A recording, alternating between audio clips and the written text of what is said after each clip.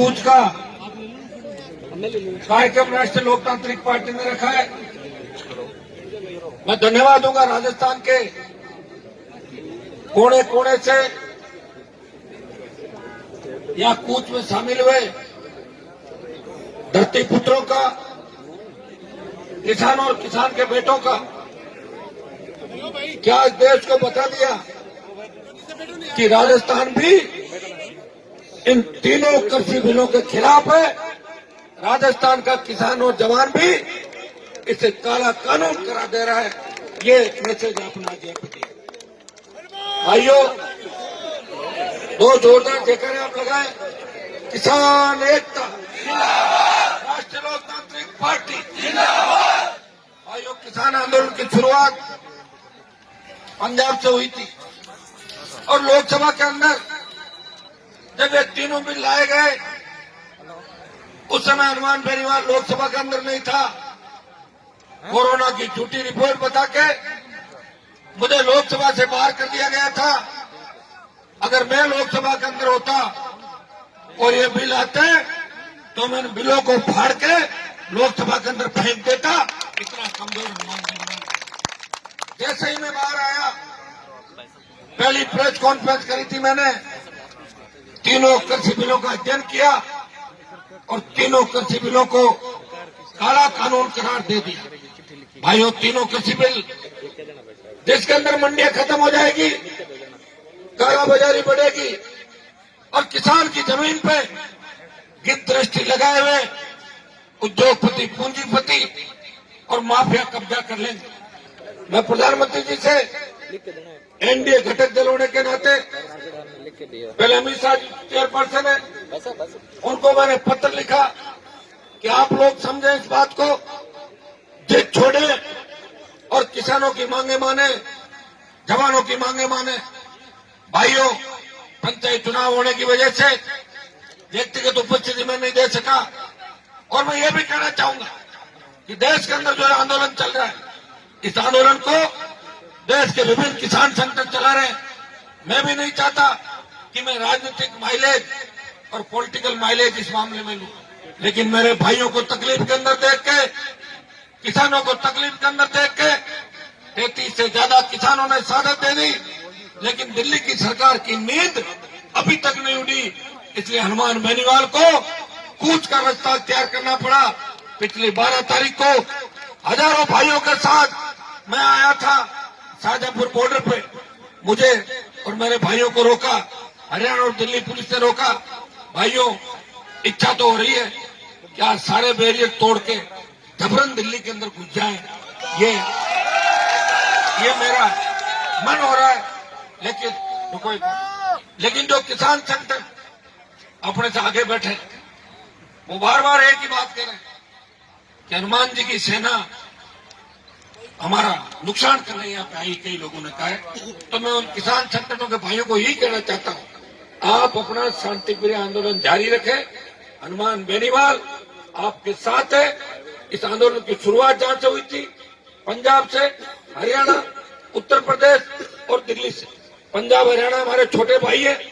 जहां भी आवश्यकता पड़ेगी, देश को हमने संदेश दिया कि राजस्थान का किसान जवान भी इन बिलों के खिलाफ है। प्रधानमंत्री जी, आप स्वामीनाथन आयोग की रिपोर्ट लागू करो अगर किसानों का भला चाहते हो।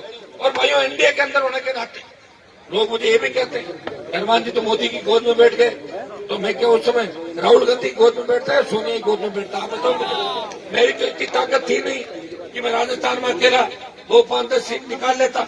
अगर इतनी ताकत आपके अंदर आ जाएगी, उस दिन में सारे गठबंधन खुद ही तोड़ दूंगा। अभी पंचायत चुनाव लड़ाए थे, अपनी ताकत को भी पहचान।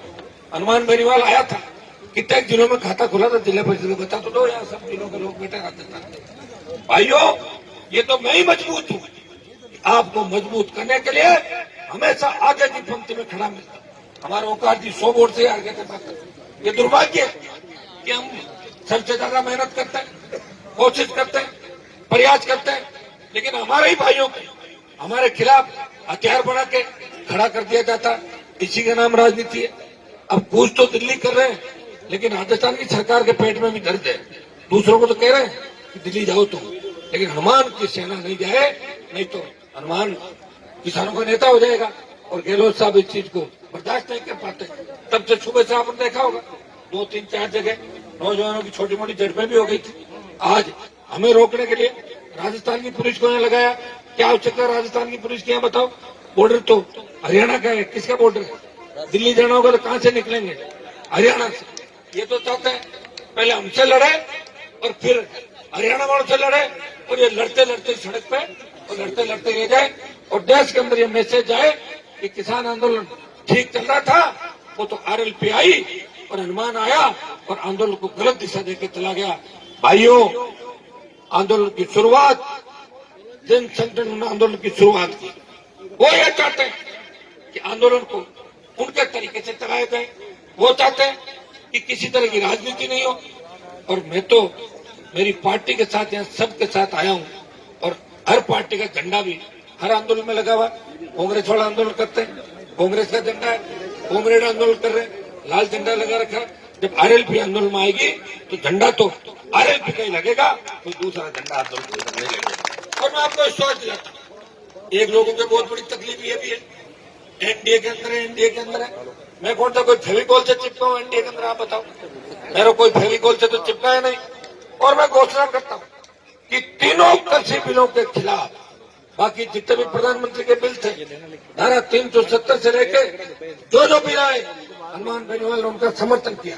कृषि बिलों का शुरू से विरोध किया, लेकिन किसानों की दुर्दशा देख के, किसानों की तकलीफ देख के हनुमान बेनीवाल एक घोषणा करता है सभा के अंदर, मैं आज ही एनडीए से अलग होता हूं और एनडीए छोड़ता हूं।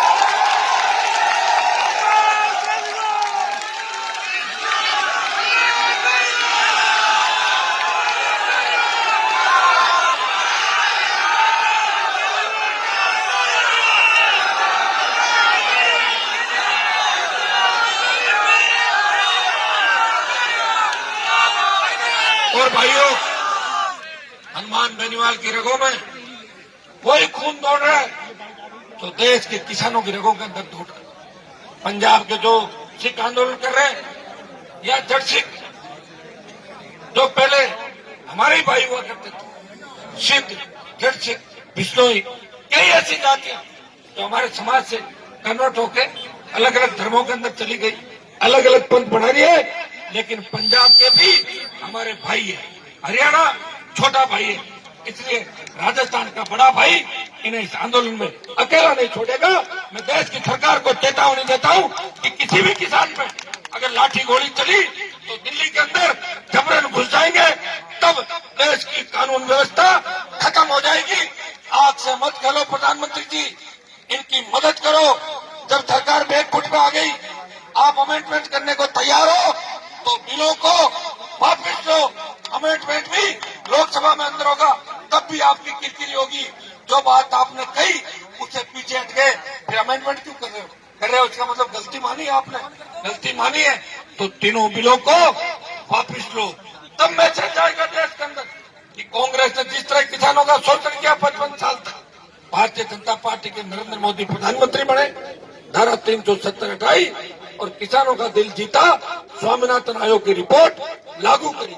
भाइयों, अगर संपूर्ण स्वामीनाथन आयोग की रिपोर्ट लागू हो जाती है तो जो मूंग आज 7100 रुपए में बिक रहा है, वो मूंग 15,000 से ज्यादा रुपए में बिकेगा, किसान माला माल हो जाएगा। लेकिन किसानों के लिए दुर्भाग्य इस बात का है कि हमारी पार्टियों के जितने बड़े बड़े नेता है, कांग्रेस की भी फोटो देख रहा हूँ, बार बार कांग्रेस वाले एक ही बात कहते हैं, हनुमान जी एनडीए क्यों नहीं छोड़ रहे? मैंने कहा मेरे छोड़ने से अगर दिल्ली की सरकार गिरती 67-68 पे रहती, मैं कभी का छोड़ देता। मुझे पता है, मुझे छोड़ना ही आपका मन रखने के लिए, आपका मन रखने के लिए देश के दोनों बड़े नेताओं से लड़ा, और आपका मन रखने के लिए वसुंधरा और गहलोत के गठबंधन को तोड़ने के लिए हुंकार भरी नई पार्टी बनाई और नए नेता राजस्थान के अंदर तैयार कराऊं, और प्रत्येक समाज के नेता तैयार। इस इलाके में जहां मैं खड़ा हूं, इस इलाके में मेरी जाति का बाहुल्य नहीं है भाइयों, मेरी जाति की संख्या कम है, लेकिन यादव, गुर्जर, दूसरी जो भी जातियां वो हमारी है, हमारे भाई है। कहीं न कहीं इतिहास के 1000 साल 15 साल पीछे जाओगे तो जितने भी किसान कौमें, लड़ाकी कौमें, वो एक है, एक ही जगह से निकले, सारे भाई है। ये व्यवस्था ने हमें